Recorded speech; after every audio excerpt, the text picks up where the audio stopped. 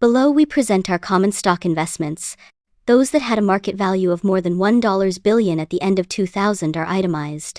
In 2000, we sold nearly all of our Freddie Mac and Fannie Mae shares, established 15% positions in several mid-sized companies, bought the high-yield bonds of a few issuers, very few the category is, not labeled junk without reason, and added to our holdings of high-grade mortgage-backed securities.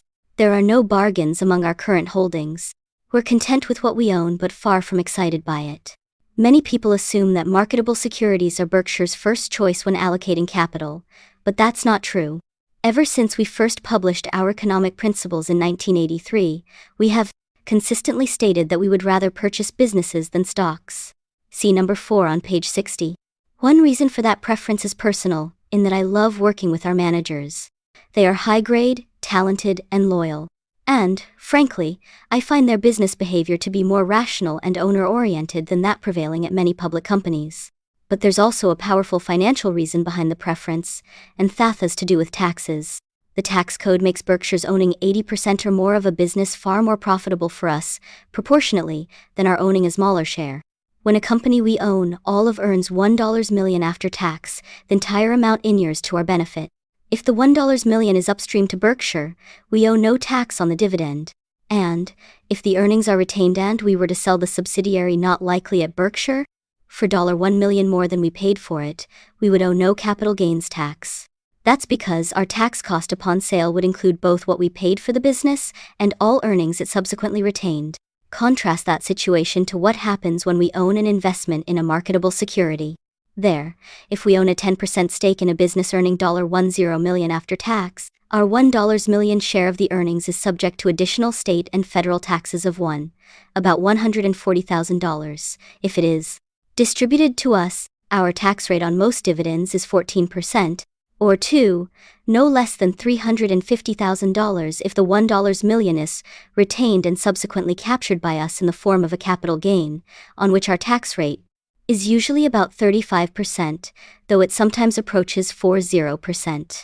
We may defer paying the $350,000 by not immediately realizing our gain, but eventually we must pay the tax. In effect, the government is our partner, twice when we own part of a business through a stock investment, but only once when we own at least 80%. Leaving aside tax factors, the formula we use for evaluating stocks and businesses is identical. Indeed, the formula for valuing all assets that are purchased for financial gain has been unchanged since it was first laid out by a very smart man in about 600 BC. Though he wasn't smart enough to know it was 600 BC.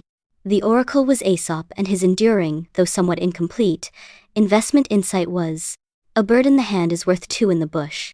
To flesh out this principle, you must answer only 3 questions. How certain are you that there are indeed birds in the bush? When will they emerge and how many will there be? What is the risk-free interest rate, which we consider to be the yield on long-term U.S. bonds? If you can answer these 3 questions, you will know the maximum value of the bush and the maximum number of the birds you now possess that should be offered for it. And, of course, don't literally think birds. Think dollars. Aesop's investment axiom, thus expanded and converted into dollars, is immutable. It applies to outlays for farms, oil royalties, bonds, stocks, lottery tickets and manufacturing plants. And neither the advent of the steam engine, the harnessing of electricity, nor the creation of the automobile changed the formula one iota, nor will the internet. Just insert the correct numbers, and you can rank the attractiveness of all possible uses of capital throughout the universe.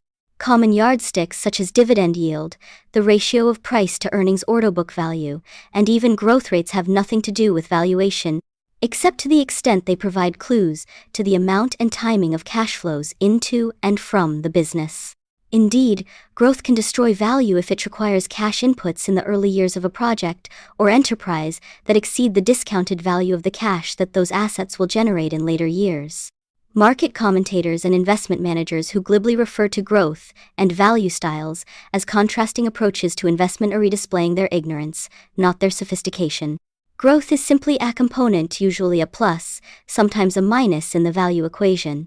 Alas, though Aesop's proposition and the third variable, that is, interest rates, are simple, plugging in numbers for the other 2 variables is a difficult task. Using precise numbers is, in fact, foolish. Working with a range of possibilities is the better approach. Usually, the range must be so wide that no useful conclusion can be reached. Occasionally, though, even very conservative estimates about the future emergence of birds reveal that the price quoted is startlingly low in relation to value. Let's call this phenomenon the IBT inefficient bush theory. To be sure, an investor needs some general understanding of business economics as well as the ability to think independently to reach a well-founded positive conclusion. But the investor does not need brilliance nor blinding insights. At the other extreme, there are many times when the most brilliant of investors can't muster a conviction about the birds to emerge, not even when a very broad range of estimates is employed. This kind of uncertainty frequently occurs when new businesses and rapidly changing industries are under examination. In cases of this sort, any capital commitment must be labeled speculative.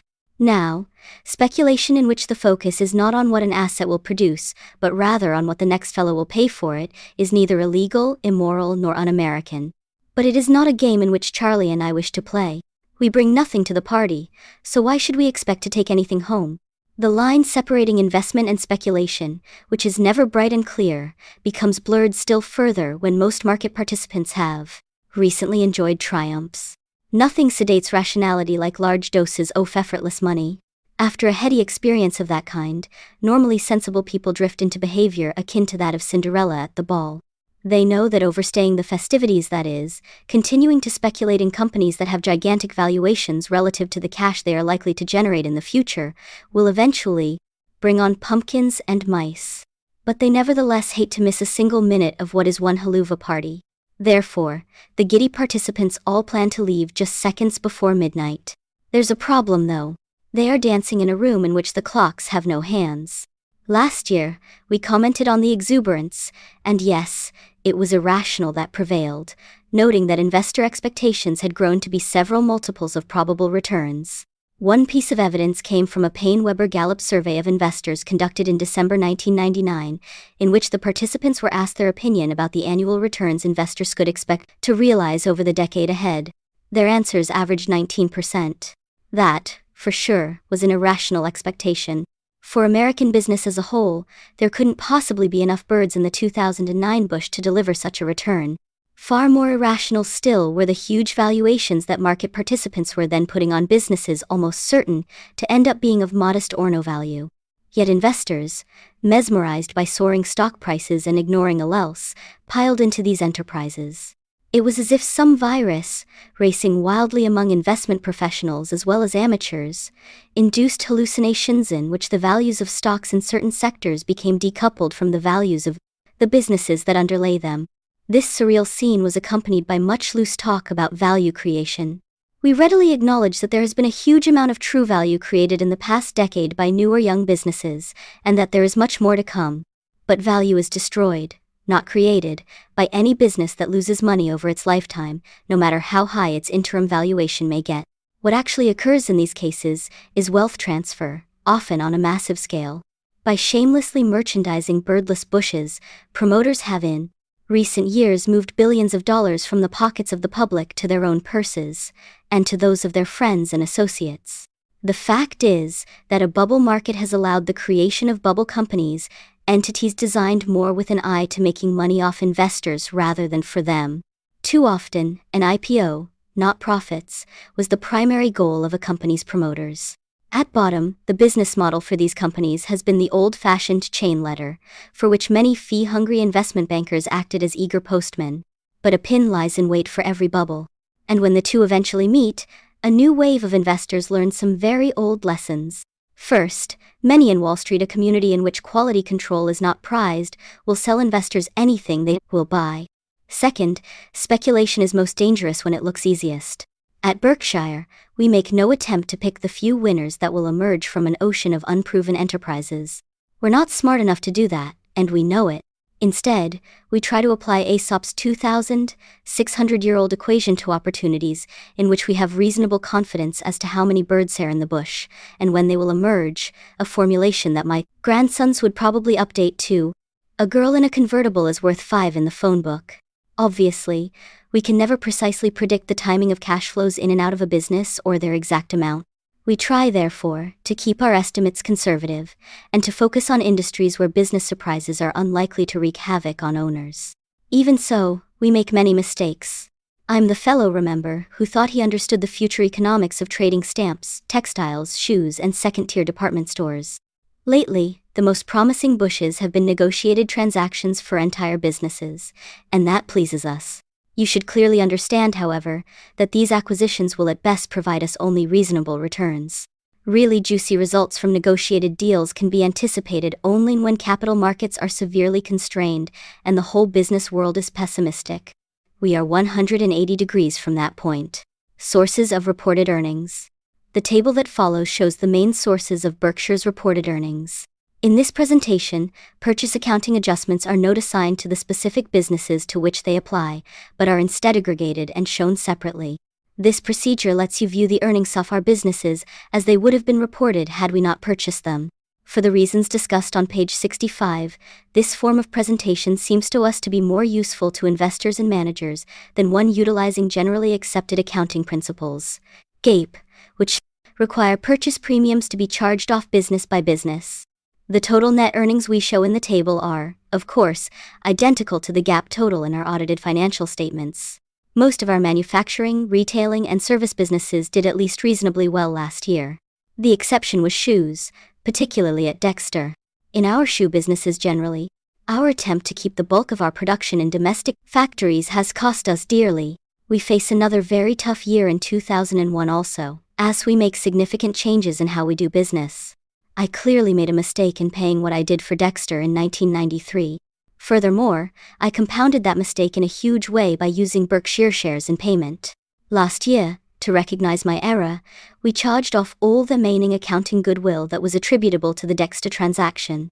We may regain some economic goodwill at Dexter in the future, but we clearly have none at present. The managers of our shoe businesses are first class from both a business and human perspective.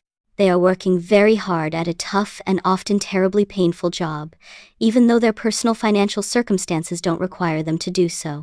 They have my admiration and thanks. On a more pleasant note, we continue to be the undisputed leader in two branches of aircraft services pilot training at Flight Safety, FSI, and fractional ownership of business jets at Executive Jet, EJ. Both companies are run by their remarkable founders. Al Uelchi at FSI is now 83 and continues to operate at full throttle. Though I am not a fan of stock splits, I am planning to split Al's age 2-for-1 when he hits 100. If it works, guess who's next? We spent $272 million on flight simulators in 2000, and will spend a similar amount this year.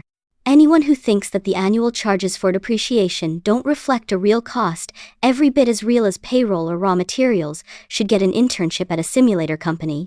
Every year we spend amounts equal to our depreciation charge, simply to stay in the same economic place, and then spend additional sums to grow. And growth is in prospect for FSI as far as the eye can see. Even faster growth awaits EJA, whose fractional ownership program is called NetJets. Rich Santulli is the dynamo behind this business. Last year I told you that EJA's recurring revenue from monthly management fees and hourly usage grew by 46% in 1999. In 2000 the growth was 49%. I also told you that this was a low-margin business, in which survivors will be few. Margins were indeed slim at EJA last year, in part because of the major costs we are incurring in developing our business in Europe.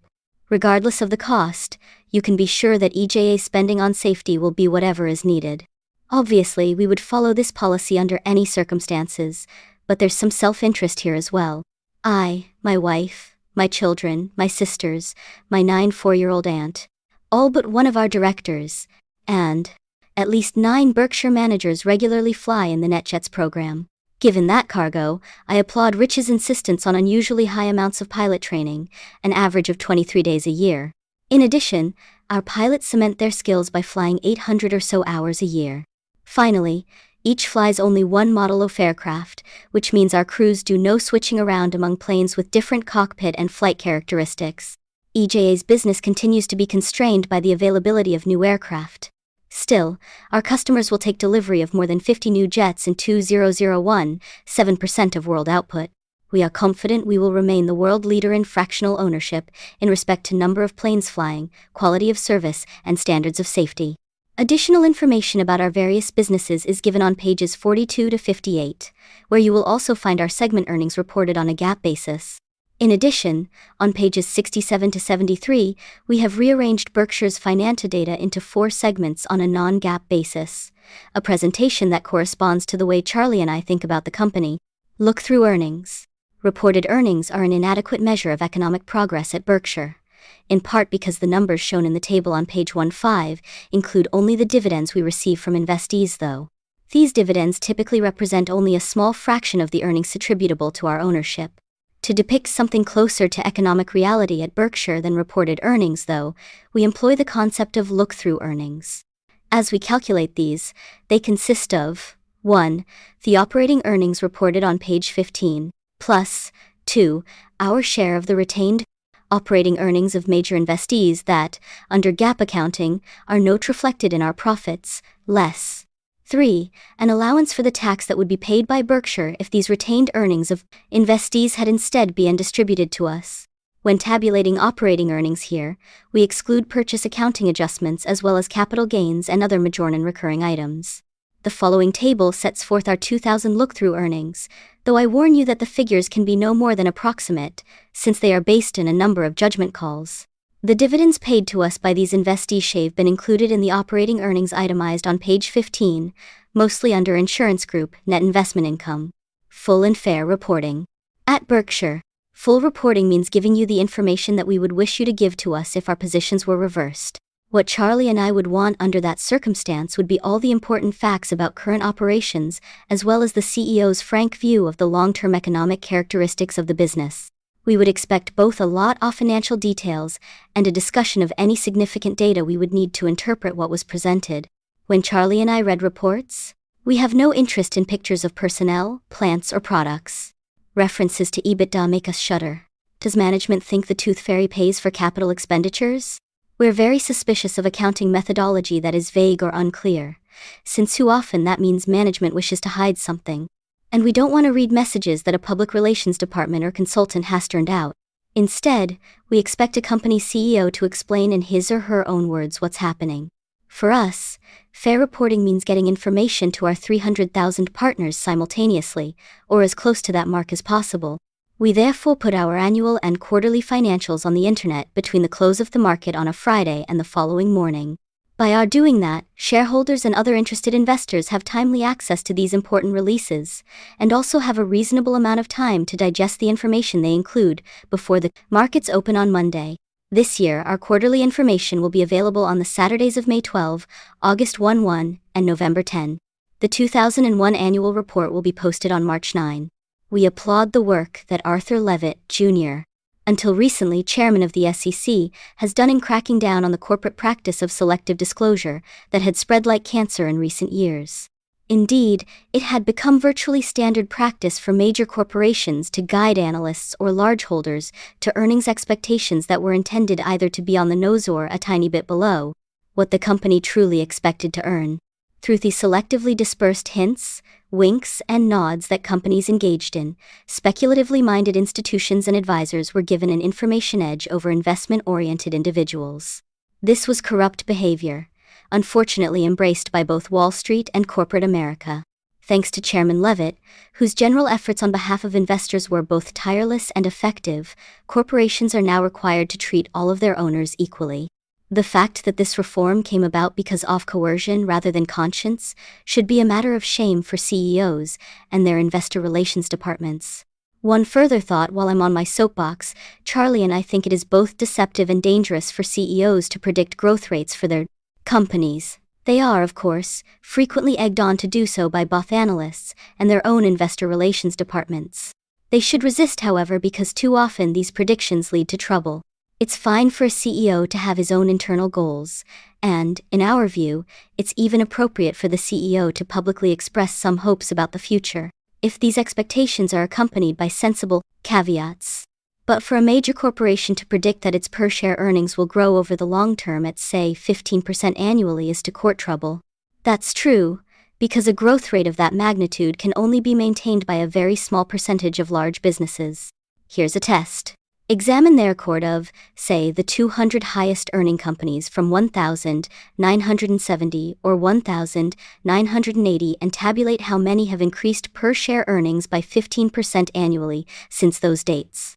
You will find that only a handful have.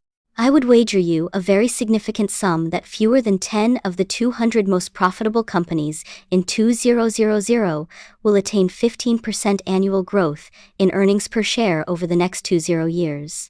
The problem arising from lofty predictions is not just that they spread unwarranted optimism. Even more troublesome is the fact that they corrode CEO behavior. Over the years, Charlie and I have observed many instances in which CEOs engaged in uneconomic operating maneuvers so that they could meet earnings targets they had announced. Worse still, after exhausting all that operating acrobatics would do, they sometimes played a wide variety of accounting games to make the numbers. These accounting shenanigans have a way of snowballing. Once a company moves earnings from one period to another, operating shortfalls that occur thereafter require it to engage in further accounting maneuvers that must be even more heroic. These can turn fudging into fraud.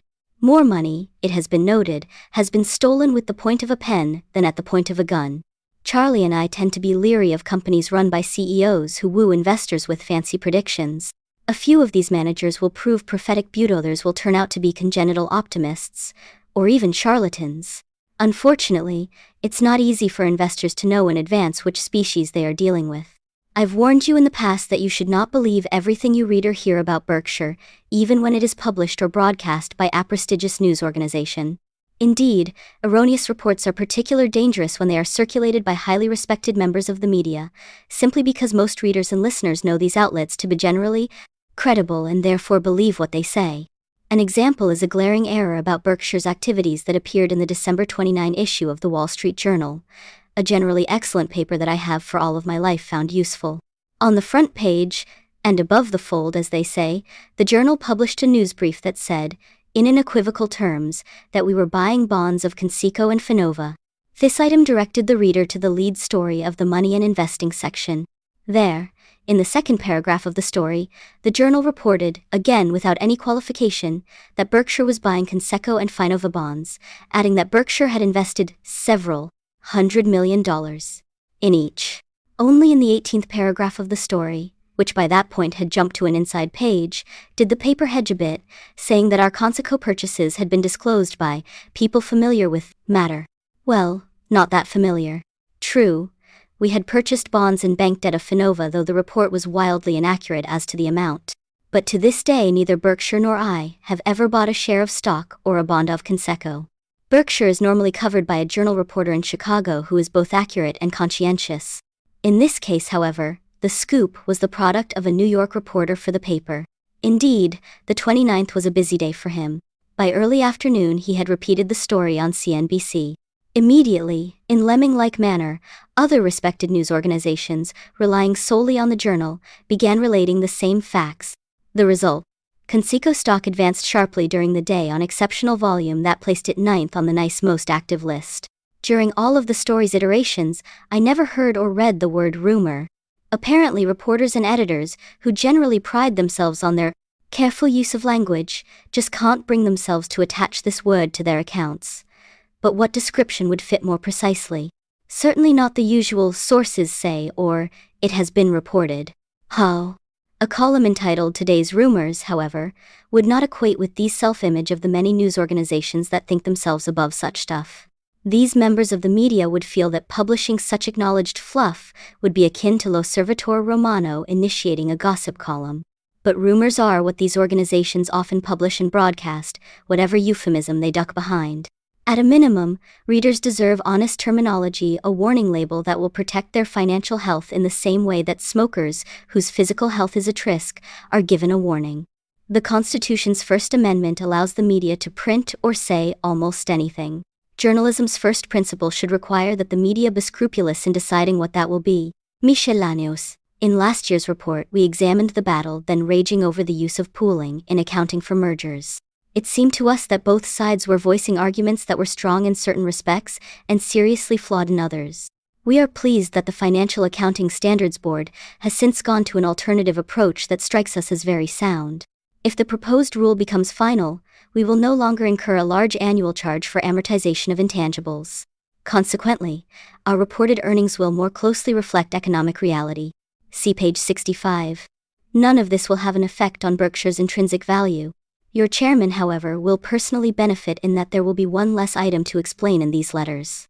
I'm enclosing a report generously supplied by Outstanding Investor Digest of Charlie's remarks at last May's Wesco annual meeting. Charlie thinks about business economics and investment matters better than anyone I know, and I've learned a lot over the years by listening to him. Reading his comments will improve your understanding of Berkshire. In 1985, we purchased Scott Fetzer, acquiring not only a fine business but the services of Ralph Shea, a truly outstanding CEO as well. Ralph was then 61. Most companies, focused on the calendar rather than ability, would have benefited from Ralph's talents for only a few years. At Berkshire, in contrast, Ralph ran Scott Fetzer for 15 years until his retirement at the end of 2000. Under his leadership, the company distributed $1.03 billion to Berkshire, against our net purchase price of $230 million. We used these funds, in turn, to purchase other businesses.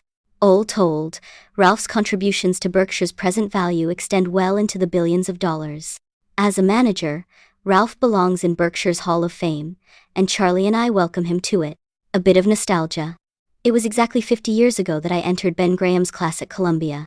During the decade before, I had enjoyed loved analyzing, buying and selling stocks, but my results were no better than average.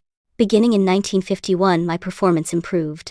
No, I hadn't changed my diet or taken up exercise. The only new ingredient was Ben's ideas. Quite simply, a few hours spent at the feet of the master proved far more valuable to me than had 10 years of supposedly original thinking. In addition to being a great teacher, Ben was a wonderful friend. My debt to him is incalculable. Shareholder-designated contributions. About 97% of all eligible shares participated in Berkshire's 2000 shareholder-designated contributions program, with contributions totaling $16.9 million. A full description of the program appears on pages 74 to 75. Cumulatively, over the 20 years of the program, Berkshire has made contributions of $164 million, pursuant to the instructions of our shareholders. The rest of Berkshire's giving is done by our subsidiaries, which stick to the philanthropic patterns that prevailed before they were acquired, except that their former owners themselves take on their responsibility for their personal charities. In aggregate, our subsidiaries made contributions of $18.3 million in 2000, including in-kind donations of $3 million.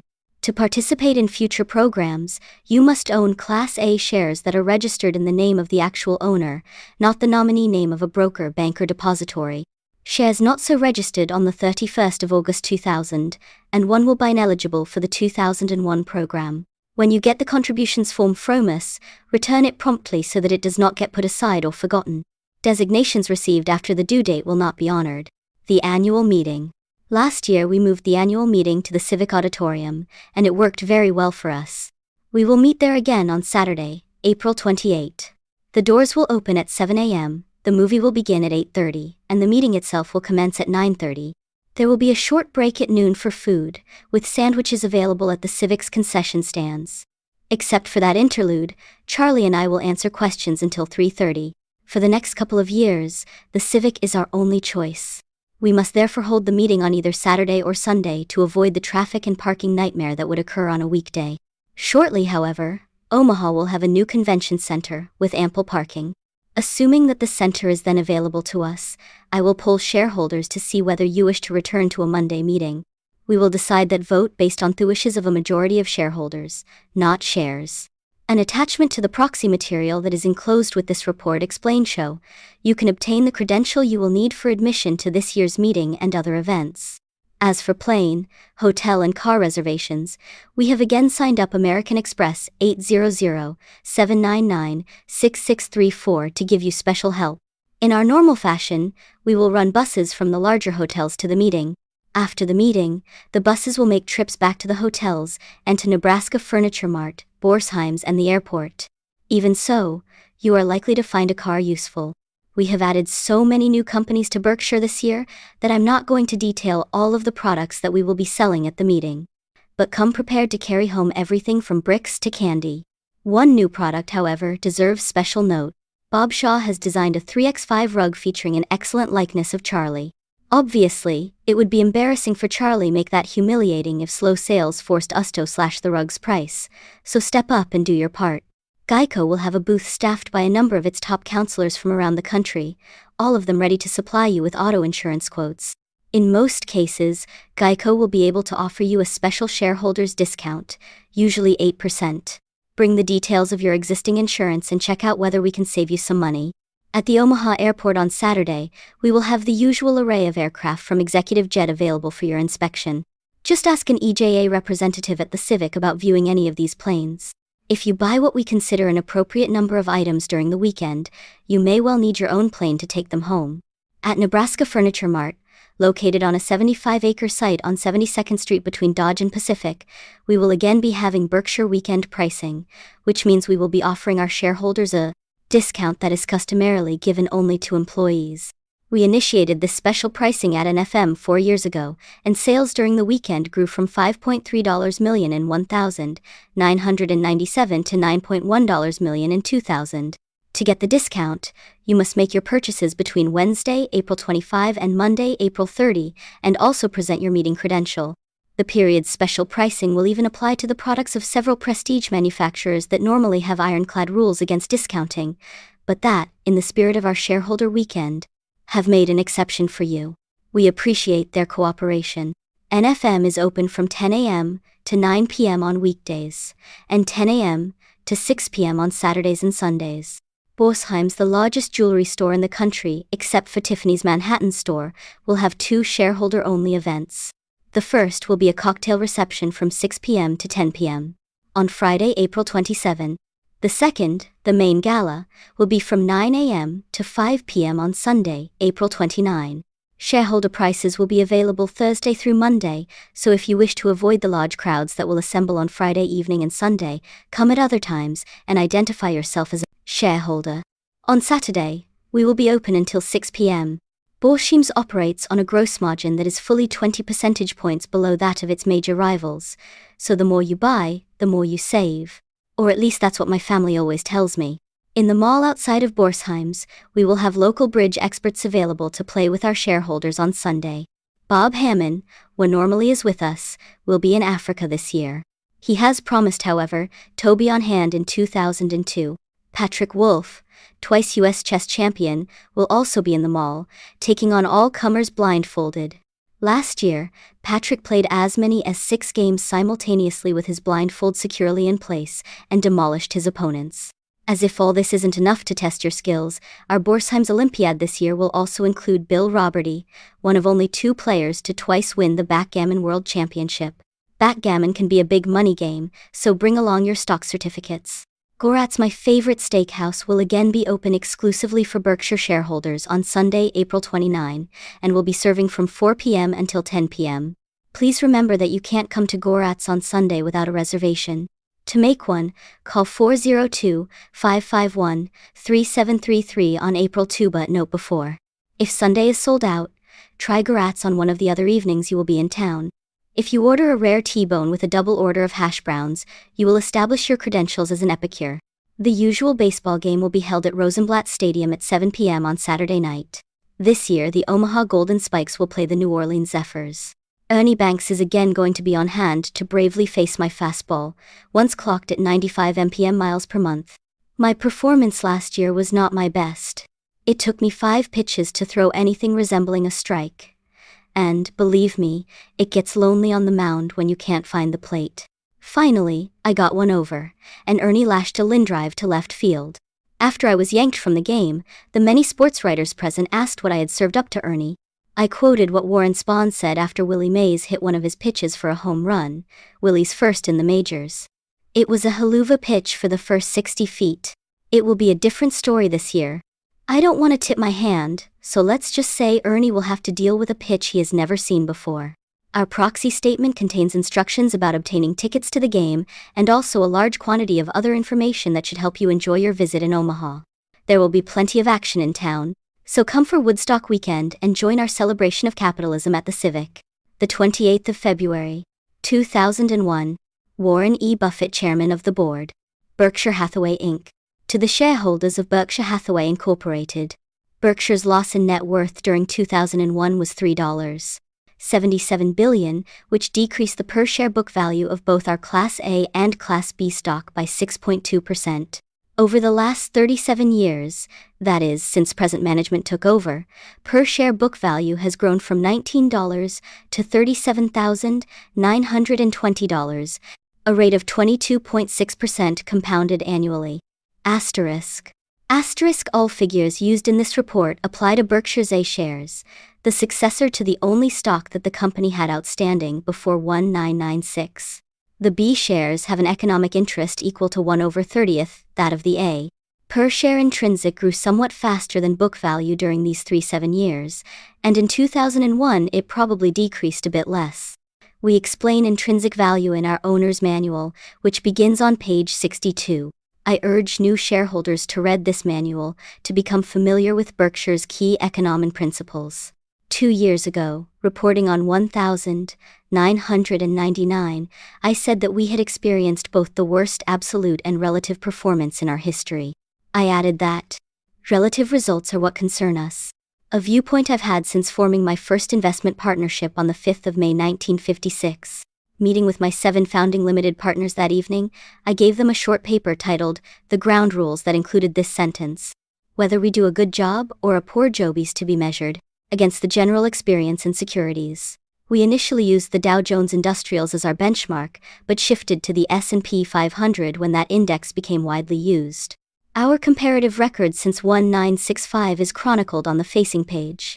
Last year Berkshire's advantage was 7 percentage points.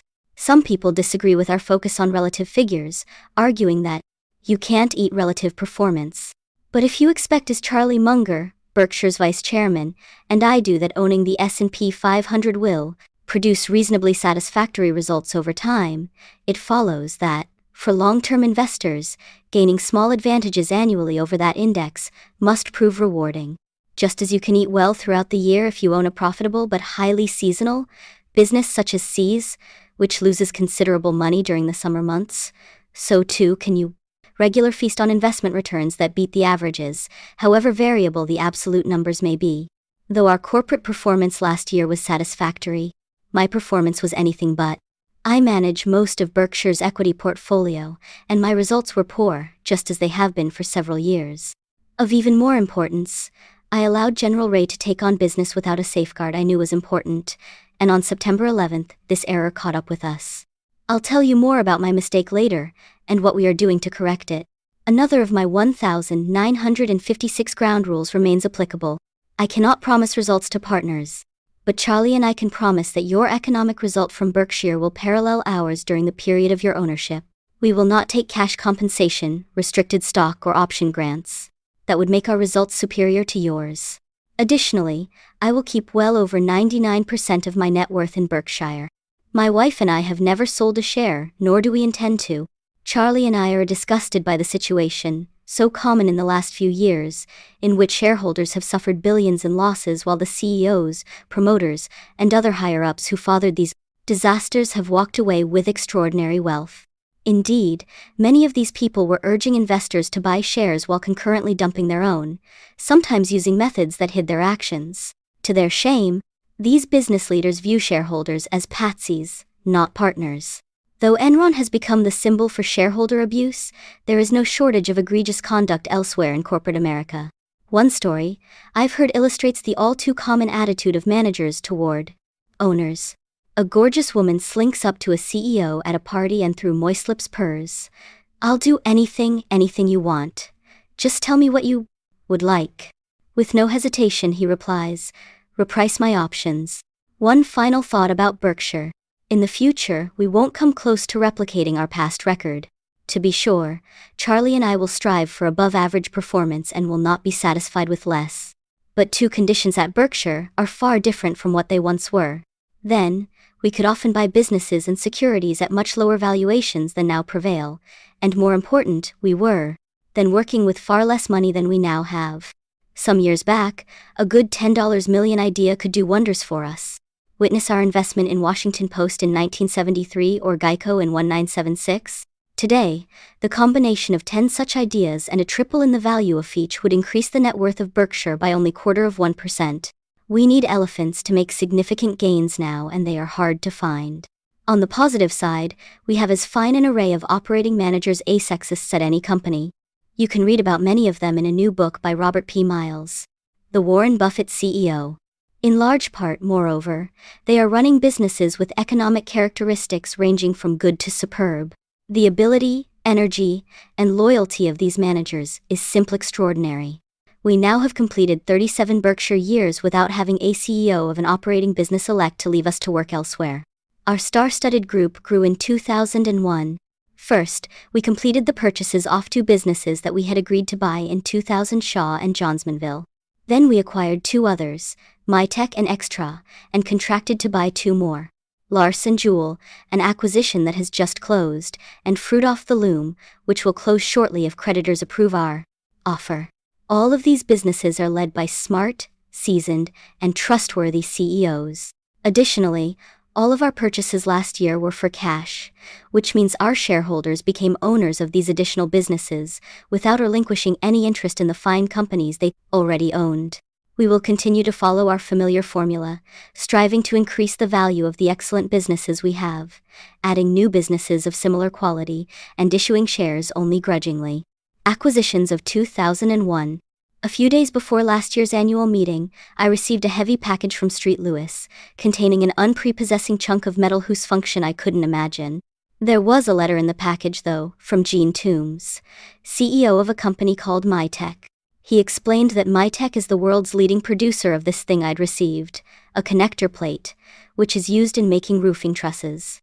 Gene also said that the UK parent of Mytech wished to sell the company, and that Berkshire seemed to him the ideal buyer. Liking the sound of his letter, I gave Gene a call. It took me only a minute to realize that he was our kind of manager, and Mytech our kind of business. We made a cash offer to the UK owner, and before long had a deal. Gene's managerial crew is exceptionally enthusiastic about the company and wanted to participate in the purchase. Therefore, we arranged for 5 members of the Mytech team to buy 10% of the company, with each putting up a minimum of $100,000 in cash. Many borrowed money so they could participate. As they would not be if they had options, all of these managers are true owners. They face the downside of decisions as well as the upside. They incur a cost of capital, and they can't reprice their stakes. What they paid is what they live with. Charlie and I love the high-grade, truly entrepreneurial attitude that exists at Mytech, and we predict it will be a winner for all involved. In early 2000, my friend, Julian Robertson, announced that he would terminate his investment partnership, Tiger Fund, and that he would liquidate it entirely except for 4 large holdings. One of these was Extra, a leading lessor of truck trailers. I then called Julian, asking whether he might consider selling his Extra block, or whether, for that matter, the company's management might entertain an offer for the entire company. Julian referred me to Lou Rubin, Extra's CEO. He and I had a nice conversation, but it was apparent that no deal was to be done. Then in June 2001, Julian called to say that he had decided to sell his Extra shares, and I resumed conversations with Lou. The Extra board accepted a proposal we made, which was to be effectuated through a tender offer expiring on September 11th. The tender conditions included the usual out, allowing us to withdraw if the stock market were to close before the offer's expiration. Throughout much of the 11th, Lou went through a particularly wrenching experience. First, he had a son-in-law working in the World Trade Center who couldn't be located, and second, he knew we had the option of backing away from our purchase. The story ended happily. Lou's son-in-law escaped serious harm, and Berkshire completed the transaction. Trailer leasing is a cyclical business, but one in which we should earn decent returns over time. Lou brings a new talent to Berkshire, and we hope to expand in leasing. On December 3rd, I received a call from Craig Ponzio, owner of Larsen Jewel, the U.S. leader in custom-made picture frames. Craig had bought the company in 1981 after first working at its manufacturing plant while attending college, and thereafter increased its sales from $3 million to $300 million. Though I had never heard of Larsen Jewel before Craig's call, a few minutes' talk with him made me think we would strike a deal. He was straightforward in describing the business, cared about who bought it, and was realistic as to price. 2 days later, Craig and Steve McKenzie, his CEO, came to Omaha, and in 90 minutes we reached an agreement. In 10 days we had signed a contract. Lawson Jewels serves about 18,000 framing shops in the US, and is also the industry leader in Canada and much of Europe. We expect to see opportunities for making complementary acquisitions in the future. As I write this letter, creditors are considering an offer we have made for Fruit of the Loom. The company entered bankruptcy a few years back, a victim both of too much debt and poor management. And, a good many years before that, I had some Fruit of the Loom experience of my own. In August 1955, I was one of 5 employees, including 2 secretaries, working for the 3 managers of Graham Newman Corporation, a New York investment company. Graham Newman controlled Philadelphia and Reading Coal and Iron, P&R, an anthracite producer that had excess cash, a tax loss carry forward, and a declining business. At the time, I had a significant portion of my limited net worth invested in P&R shares, reflecting my faith in the business talents of my bosses, Ben Graham, Jerry Newman and Howard, Mickey Newman. This faith was rewarded when P&R purchased the Union Underwear Company from Jack Goldfarb for $15 million. Union, though it was then only a licensee of the name, produced Fruit of the Loom underwear. The company possessed $5 million in cash, $2.5 million of which P&R used for the purchase, and was earning about $3 million pre-tax, earnings that could be sheltered by the tax position of P&R. And, oh yes, fully $9 million of the remaining $12.5 million due was satisfied by non-interest-bearing notes, payable from 50% of any earnings Union had in excess of $1 million. Those were the days. I get goosebumps just thinking about such deals. Subsequently, Union bought the licensor of the Fruit of the Loom name, and along with P&R, was merged into Northwest Industries. Fruit went on to achieve annual pre-tax earnings exceeding $200 million. John Holland was responsible for Fruit's operations in its most bountiful years. In 1996, however, John retired, and management loaded the company with debt, in part to make a series of acquisitions that proved disappointing. Bankruptcy followed. John was then rehired, and he undertook a major working of operations. Before John's return, deliveries were chaotic, costs soared, and relations with key customers deteriorated. While correcting these problems, John also reduced employment from a bloated 40,000 to 23,000. In short, he's been restoring the old Fruit of the Loom, albeit in a much more competitive environment. Stepping into Fruit's bankruptcy proceedings, we made a proposal to creditors to which we attached no financing conditions, even though our offer had to remain outstanding for many months. We did, however, insist on a very unusual proviso. John had to be available to continue serving as CEO after we took over. To us, John and the brand are Fruit's key assets. I was helped in this transaction by my friend and former boss Mickey Newman, now 81. What goes around truly does come around. Our operating companies made several bolt-on acquisitions during there, and I can't resist telling you about one. In December, Frank Rooney called to tell me H.H. Brown was buying the inventory and trademarks of Acme Boot for $700,000. That sounds like small potatoes. But would you believe it? Acme was the second purchase of P&R, an acquisition that took place just before I left Graham Newman in the spring of 1956. The price was $3.2 million. Part of it again paid with non-interest-bearing notes, for a business with sales of $7 million. After P&R merged with Northwest, Acme grew to be the world's largest bootmaker, delivering annual profits many multiples of what the company had cost P&R. But the business eventually hit the skids and never recovered, and that resulted in our purchasing Acme's remnants.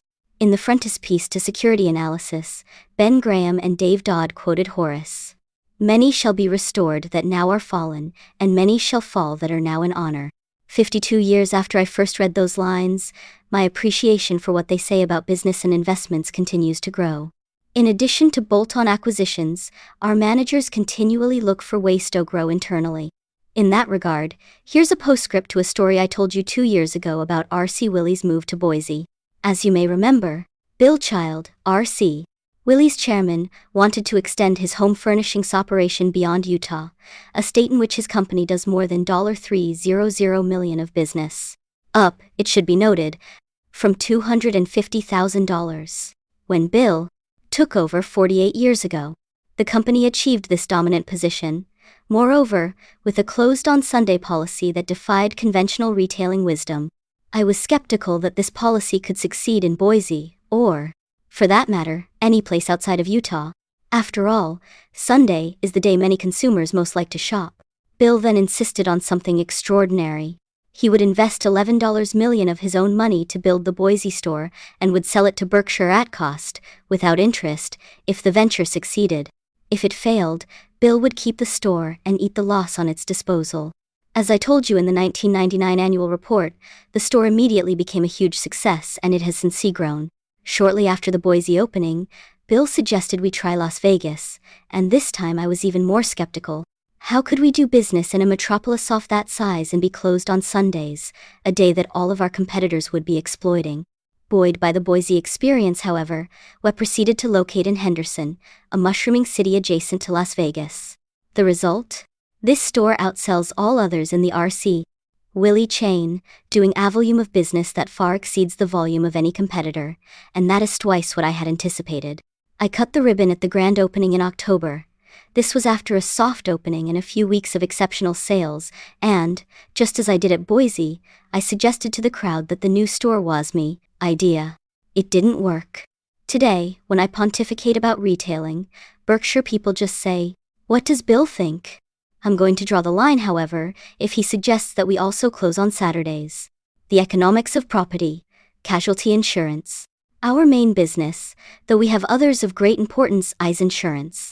To understand Berkshire, therefore, it is necessary that you understand how to evaluate an insurance company.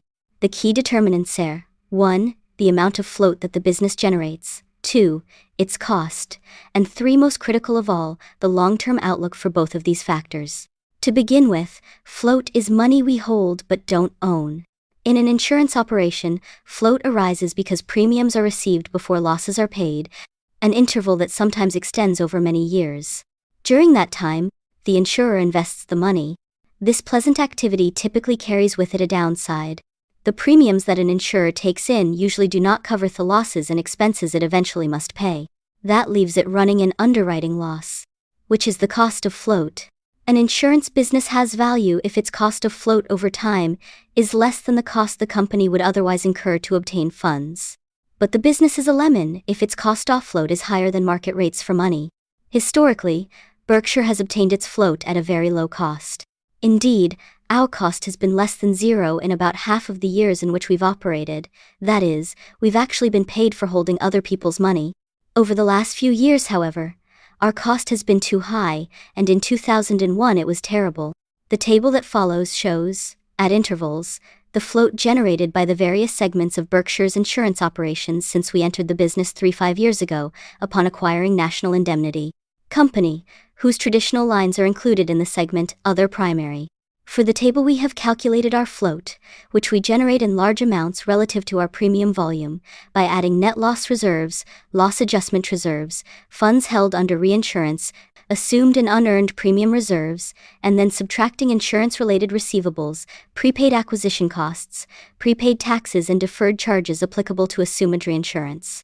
Got that? Last year I told you that, barring a mega catastrophe, our cost of float would probably drop from its 2000 level of 6%. I had in mind natural catastrophes when I said that, but instead, we were hit by a man-made catastrophe on September 11th, an event that delivered the insurance industry its largest loss in history. Our float cost, therefore, came in at a staggering 12.8%. It was our worst year in float cost since 1984, and a result that to a significant degree, as I will explain in the next section, we brought upon ourselves. If no mega catastrophe occurs, I once again expect the cost of our float to be low in the coming year. We will indeed need a low cost, as will all insurers. Some years back, float costing, say, 4% was tolerable, because government bonds yielded twice as much, and stocks prospectively offered still loftier returns. Today, fat returns are nowhere to be found, at least we can't find them, and short-term funds earn less than 2%. Under these conditions, each of our insurance operations, save one, must deliver an underwriting profit if it is to be judged a good business. The exception is our retroactive reinsurance operation, a business we explained in last year's annual report, which has desirable economics even though it currently hits us with an annual underwriting loss of about $425 million. Principles of insurance underwriting. When property, casualty companies are judged by their cost of float, very few stack up as satisfactory businesses. And interestingly, unlike the situation prevailing in many other industries, neither size nor brand name determines an insurer's profitability. Indeed, many of the biggest and best-known companies regularly deliver mediocre results. What counts in this business is underwriting discipline. The winners are those that unfailingly stick to three key principles. They accept only those risks that they are able to properly evaluate, staying within their circle of competence, and that, after they have evaluated all relevant factors including remote loss scenarios, carry the expectancy of profit. These insurers ignore market share considerations and are sanguine about losing business to competitors that are offering foolish prices or policy conditions. 2. They limit the business they accept in a manner that guarantees they will suffer no aggregation of losses from a single event or from related events that will threaten their solvency. They ceaselessly search for possible correlation among seemingly unrelated risks. 3. They avoid business involving moral risk. No matter what the rate, trying to write good contracts with bad people doesn't work. While most policyholders and clients are honorable and ethical, doing business with the few exceptions is usually expensive, sometimes extraordinarily so. The events of September 11th made it clear that our implementation of Rules 1 and 2 at General Re had been dangerously weak. In setting prices, and also in evaluating aggregation risk, we had either overlooked or dismissed the possibility of large-scale terrorism losses. That was a relevant underwriting factor, and we ignored it. In pricing property coverages, for example, we had looked to the past and taken into account only costs we might expect to incur from windstorm, fire, explosion, and earthquake. But what will be the largest insured property loss in history, after adding related business interruption claims, originated from none of these forces? In short, all of us in the industry made a fundamental underwriting mistake by focusing on experience rather than exposure, thereby assuming a huge terrorism risk for which we received no premium. Experience, of course, is a highly useful starting point in underwriting most coverages. For example, it's important for insurers writing California earthquake policies to know how many quakes in the state during the past century have registered 6 or greater on the Richter scale. This information will not tell you the exact probability of a big quake next year, or where in the state it might happen. But the statistic has utility, particularly if you are writing a huge statewide policy, as National Indemnity has done in recent years. At certain times, however, using experience as a guide to pricing is not only useless, but actually dangerous. Late in a bull market, for example, large losses from directors' and officers' liability insurance, D&O, are likely to be relatively rare. When stocks are rising, there are a scarcity of targets, SU, and both questionable accounting and management chicanery often go undetected. At that juncture, experience on high-limit D&O may look great. But that's just when exposure is likely to be exploding, by way of ridiculous public offerings, earnings manipulation, chain letter like stock promotions, and a potpourri of other unsavory activities. When stocks fall, these sins surface, hammering investors with losses that can run into the hundreds of billions. Juries deciding whether those losses should be borne by small investors or big insurance companies can be expected to hit insurers with verdicts that bear little relation to those delivered in bull market days. Even on jumbo judgment, moreover, can cause settlement costs in later cases to mushroom. Consequently, the correct rate for D&O excess, meaning the insurer or reinsurer will pay losses above a high threshold, might well, if based on exposure, be 5 or more times the premium dictated by experience. Insurers have always found it costly to ignore new exposures. Doing that in the case of terrorism, however, could literally bankrupt the industry. No one knows the probability of a nuclear detonation in a major metropolis this year, or even multiple detonations, given that a terrorist organization able to construct one bomb might not stop there. Nor can anyone, with assurance, assess the probability in this year, or another, of deadly biological or chemical agents being introduced simultaneously, say, through ventilation systems, into multiple office buildings and manufacturing plants. An attack like that would produce astronomical workers' compensation claims. Here's what we do know. A. The probability of such mind-boggling disasters, though likely very low at present, is not zero. B. The probabilities are increasing, in an irregular and immeasurable manner, as knowledge and materials become available to those who wish useful. Fear may recede with time, but the danger won't. The war against terrorism can never be won. The best the nation can achieve is a long succession of stalemates. There can be no checkmate against hydra-headed foes. C. Until now, insurers and reinsurers have blithely assumed the financial consequences from the incalculable risks I have described. D. Under a close to worst-case scenario, which could conceivably involve $1 trillion of damage, the insurance industry would be destroyed unless it manages in some manner to dramatically limit its assumption of terrorism risks. Only the U.S. government has the resources to absorb such a blow. If it is unwilling to do so on a prospective basis, the general citizenry must bear its own risks and count on the government to come to its rescue after a disaster occurs. Why, you might ask, didn't I recognize the above facts before September 11th? The answer, sadly, is that I did, but I didn't convert thought into action. I violated the Noah rule. Predicting rain doesn't count, building arcs does. I consequently let Berkshire operate with a dangerous level of risk at General Re in particular. I'm sorry to say that much risk for which we haven't been compensated remains on our books, but it is running off by the day.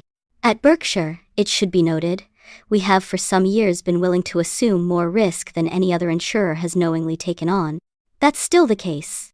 We are perfectly willing to lose $2 billion to $2.5 billion in a single event, as we did on September 11th, if we have been paid properly for assuming the risk that caused the loss, which on that occasion we weren't. Indeed, we have a major competitive advantage because of our tolerance for huge losses. Berkshire has massive liquid resources, substantial non-insurance earnings, a favorable tax position, and a knowledgeable shareholder constituency willing to accept volatility in earnings.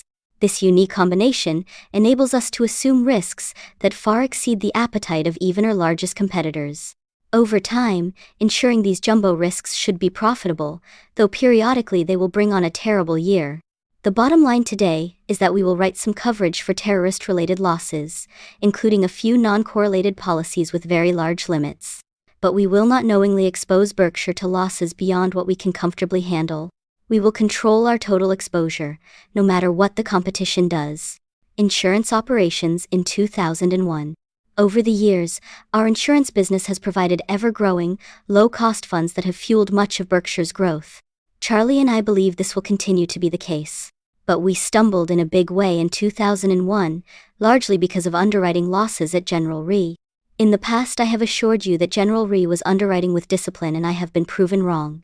Though its manager's intentions were good, the company broke each of the 3 underwriting rules I set forth in the last section, and has paid a huge price for doing so.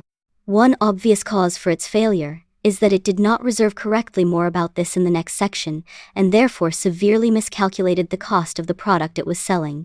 Not knowing your costs will cause problems in any business. In long-tail reinsurance, where years of fund awareness will promote and prolong severe underpricing, ignorance of true costs is dynamite. Additionally, General Re was overly competitive in going after and retaining business. While all concerned may intend to underwrite with care, it is nonetheless difficult for able, hard-driving professionals to curb their urge to prevail over competitors. If winning, however, is equated with market share rather than profits, trouble awaits. No must be an important part of any underwriter's vocabulary. At the risk of sounding Pollyannish, I now assure you that underwriting discipline is being restored at General Re and its Cologne Re subsidiary with appropriate urgency. Joe Brandon was appointed General Re's CEO in September, and, along with Tad Montross, its new president, is committed to producing underwriting profits. Last fall, Charlie and I read Jack Welch's terrific book, Jack, Straight from the Gut. Get a copy. In discussing it, we agreed that Joe has many of Jack's characteristics. He is smart, energetic, hands-on, and expects much of both himself and his organization. When it was an independent company, General Re often shone, and now it also has the considerable strengths Berkshire brings to the table. With that added advantage and with underwriting discipline restored, General Re should be a huge asset for Berkshire. I predict that Joe and Tad will make it so. At the National Indemnity Reinsurance operation, Ajit Jain continues to add enormous value to Berkshire. Working with only 18 associates, Ajit manages one of the world's largest reinsurance operations measured by assets, and the largest, based upon the size of individual risks assumed. I have known the details of almost every policy that Ajit has written since he came with us in 1986, and never on even a single occasion have I seen him break any of our 3 underwriting rules. His extraordinary discipline, of course, does not eliminate losses. It does, however, prevent foolish losses. And that's the key. Just as is the case in investing, insurers produce outstanding long-term results primarily by avoiding dumb decisions rather than by making brilliant ones. Since September 11th, Ajit has been particularly busy. Among the policies we have written and retained entirely for our own account are $1.578 million of property coverage for a South American refinery once a loss there exceeds $1 billion. 2. $1 billion of non-cancelable third-party liability coverage for losses arising from acts of terrorism at several large international airlines. 3. £500 million of property coverage on a large North Sea oil platform, covering losses from terrorism and sabotage, above £600 million that the insured retained or reinsured elsewhere. And 4. Significant coverage on the Sears Tower, including losses caused by terrorism, above a $500 million threshold. We have written many other jumbo risks as well, such as protection for the World Cup soccer tournament and the 2002 Winter Olympics. In all cases, however, we have attempted to avoid writing groups of policies from which losses might seriously aggregate. We will not, for example, write coverages on a large number of office and apartment towers in a single metropolis without excluding losses from both a nuclear explosion and the fires that would follow it. No one can match the speed with which Ajit can offer huge policies. After September 11th, his quickness to respond, always important, has become a major competitive advantage. So, too, has our unsurpassed financial strength. Some reinsurers, particularly those who, in turn, are accustomed to laying off much of their business on a second layer of reinsurers known as retrocessionaires, are in a weakened condition and would have difficulty surviving a second megacat. When a daisy chain of retrocessionaires exists, a single weak link can pose trouble for all. In assessing the soundness of their reinsurance protection, insurers must therefore apply a stress test to all participants in the chain, and must contemplate a catastrophe loss occurring during a very unfavorable economic environment. After all, you only find out who is swimming naked when the tide goes out. At Berkshire, we retain our risks and depend on no one. And whatever the world's problems, our checks will clear. Ajit's business will ebb and flow, but his underwriting principles won't waver. It's impossible to overstate his value to Berkshire. Geico, by far our largest primary insurer, made major progress in 2001, thanks to Tony Nicely, its CEO, and his associates. Quite simply, Tony is an owner's dream. Geico's premium volume grew 6.6% last year, its float grew $308 million, and it achieved an underwriting profit of $221 million. This means we were actually paid that amount last year to hold the $4.25 billion in float, which of course doesn't belong to Berkshire but can be used by us for investment. The only disappointment at Geico in 2001, and it's an important one, was our inability to add policyholders. Our preferred customers, 81% of our total, grew by 1.6%, but our standard and non-standard policies fell by 10.1%. Overall, policies in force fell 8%. New business has improved in recent months. Our closure rate from telephone inquiries has climbed, and our internet business continues its steady growth. We therefore expect at least a modest gain in policy count during 2002.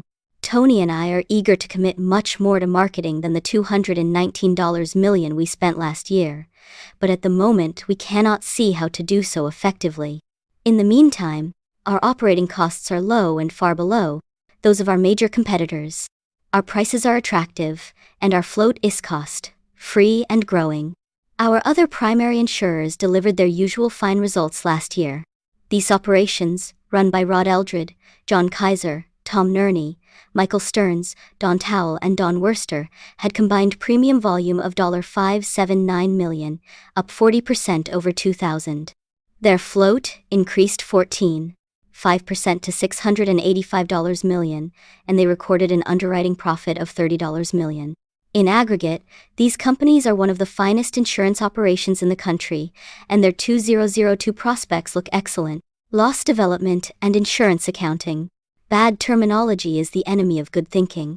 When companies or investment professionals use terms such as EBITDA and pro forma, they want you to unthinkingly accept concepts that are dangerously flawed. In golf, my score is frequently below par on a pro forma basis. I have firm plans to restructure my putting stroke, and therefore only count the swings I take before reaching the green. In insurance reporting, loss development is a widely used term, and one that is seriously misleading. First, a definition. Loss reserves at an insurer are not funds tucked away for a rainy day, but rather a liability account. If properly calculated, the liability states the amount that an insurer will have to pay for all losses, including associated costs, that have occurred prior to the reporting date but have not yet been paid. When calculating the reserve, the insurer will have been notified of many of the losses it is destined to pay, but others will not yet have been reported to it. These losses are called IBNR, for incurred but not reported. Indeed, in some cases, involving, say, product liability or embezzlement, the insured itself will not yet be aware that a loss has occurred. It's clearly difficult for an insurer to put a figure on the ultimate cost of all such reported and unreported events, but the ability to do so with reasonably accuracy is vital. Otherwise, the insurer's managers won't know what its actual loss costs are and how these compare to the premiums being charged. Geico got into huge trouble in the early 1970s because for several years it severely under-reserved and therefore believed its product, insurance protection, was costing considerably less than was truly the case. Consequently, the company sailed blissfully along, underpricing its product and selling more and more policies at ever larger losses. When it becomes evident that reserves at past reporting dates understated the liability that truly existed at the time, companies speak of loss development. In the year discovered, these shortfalls penalize reported earnings because the catch-up costs from prior years must be added to current year costs when results are calculated. This is what happened at General Re in 2001. A staggering $800 million of loss costs that actually occurred in earlier years, but that were not then recorded, were belatedly recognized last year and charged against current earnings.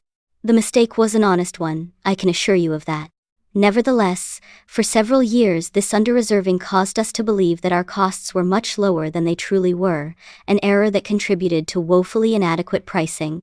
Additionally, the overstated profit figures led us to pay substantial incentive compensation that we should not have, and to incur income taxes far earlier than was necessary.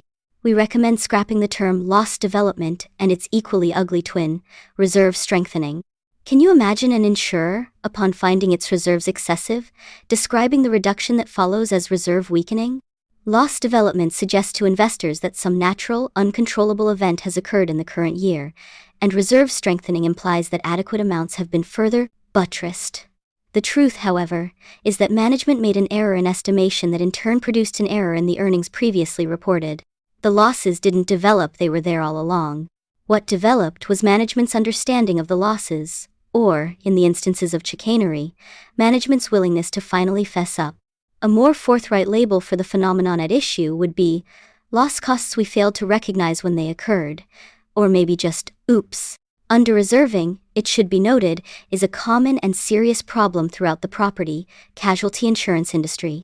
At Berkshire, we told you of our own problems with underestimation in 1984 and 1986. Generally, however, our reserving has been conservative. Major under-reserving is common in cases of companies struggling for survival. In effect, insurance accounting is a self-graded exam, in that the insurer gives some figures to its auditing firm and generally doesn't get an argument. What the auditor gets, however, is a letter from management that is designed to take his firm off the hook if the numbers later look silly. A company experiencing financial difficulties of a kind that, if truly faced, could put it out of business seldom proves to be a tough grader, who, after all, wants to prepare his own execution papers. Even when companies have the best of intentions, it's not easy to reserve properly. I've told the story in the past about the fellow traveling abroad whose sister called to tell him that their dad had died. The brother replied that it was impossible for him to get home for the funeral. He volunteered, however, to shoulder its cost. Upon returning, the brother received a bill from the mortuary for $4,500, which he promptly paid. A month later, and a month after that also, he paid $10 pursuant to an add-on invoice. When a third $10 invoice came, he called his sister for an explanation. "Oh," she replied, "I forgot to tell you. We buried Dad in a rented suit." There are a lot of rented suits buried in the past operations of insurance companies. Sometimes the problems they signify lie dormant for decades, as was the case with asbestos liability, before virulently manifesting themselves. Difficult as the job may be, it's management's responsibility to adequately account for all possibilities. Conservatism is essential. When a claims manager walks into the CEO's office and says, "Guess what just happened?" his boss, if a veteran, does not expect to hear it's good news. Surprises in the insurance world have been far from symmetrical in their effect on earnings. Because of this one-sided experience, it is folly to suggest, as some are doing, that all property, casualty insurance reserves be discounted, an approach reflecting the fact that they will be paid in the future, and that therefore their present value is less than the stated liability for them. Discounting might be acceptable if reserves could be precisely established. They can't, however, because a myriad of forces, judicial broadening of policy language and medical inflation, to name just two chronic problems, are constantly working to make reserves inadequate. Discounting would exacerbate this already serious situation and, additionally, would provide a new tool for the companies that are inclined to fudge. I'd say that the effects from telling a profit-challenged insurance CEO to lower reserves through discounting would be comparable to those that would ensue if a father told his 6-year-old son to have a normal sex life. Neither party needs that kind of push. Sources of reported earnings. The table that follows shows the main sources of Berkshire's reported earnings. In this presentation, purchase accounting adjustments primarily relating to goodwill are not assigned to the specific businesses to which they apply, but are instead aggregated and shown separately. This procedure lets you view the earnings of our businesses as they would have been reported had we not purchased them. In recent years, our expense for goodwill amortization has been large. Going forward, generally accepted accounting principles, GAAP, will no longer require amortization of goodwill. This change will increase our reported earnings, though not our true economic earnings, and simplify this section of the report. Here are some highlights and lowlights from 2001 relating to our non-insurance activities. Our shoe operations, included in other businesses, lost $46.2 million pre-tax, with profits at H.H. Brown and Justin swamped by losses at Dexter. I've made 3 decisions relating to Dexter that have hurt you in a major way. 1. Buying it in the first place. 2. Paying for it with stock. And 3. Procrastinating when the need for changes in its operations was obvious. I would like to lay these mistakes on Charlie, or anyone else for that matter, but they were mine. Dexter, prior to our purchase, and indeed for a few years after, prospered despite low-cost foreign competition that was brutal. I concluded that Dexter could continue to cope with that problem, and I was wrong. We have now placed the Dexter operation, which is still substantial in size, under the management of Frank Rooney and Jim Isler at H.H. Brown. These men have performed outstandingly for Berkshire, skillful contending with the extraordinary changes that have bedeviled the footwear industry. During part of 2002, Dexter will be hurt by unprofitable sales commitments it made last year. After that, we believe our shoe business will be reasonably profitable. Mid-American Energy, of which we own 76% on a fully diluted basis, had a good year in 2001. Its reported earnings should also increase considerably in 2002, given that the company has been shouldering a large charge for the amortization of goodwill, and that this cost will disappear under the new GAAP rules. Last year, Mid-American swapped some properties in England, adding Yorkshire Electric, with its 2.1 million customers. We are now serving 6 million customers in the UK, and are its second largest electric utility. We have an equally important operation in Iowa, as well as major generating facilities in California and the Philippines. At Mid-American, this may surprise you, we also own the second largest residential real estate brokerage business in the country. We are market share leaders in a number of large cities, primarily in the Midwest, and have recently acquired important firms in Atlanta and Southern California. Last year, operating under various names that are locally familiar, we handled about 106,000 transactions involving properties worth nearly $20 billion. Ron Peltier has built this business for us, and it's likely he will make more acquisitions in 2002 and the years to come. Considering the recessionary environment plaguing them, our retailing operations did well in 2001. In jewelry, same-store sales fell 7.6%, and pre-tax margins were 8.9% versus 10.7% in 2000. Return on invested capital remains high. Same-store sales at our home furnishings retailers were unchanged, and so was the margin 9.1% pre-tax these operations earned. Here too, return on invested capital is excellent. We continue to expand in both jewelry and home furnishings. Of particular note, Nebraska Furniture Mart is constructing a mammoth 450,000 square foot store that will serve the greater Kansas City area beginning in the fall of 2003. Despite Bill Child's counter successes, we will keep this store open on Sundays. The large acquisitions we initiated in late 2000, Shaw, Johns Manville and Benjamin Moore, all came through their first year with us in great fashion.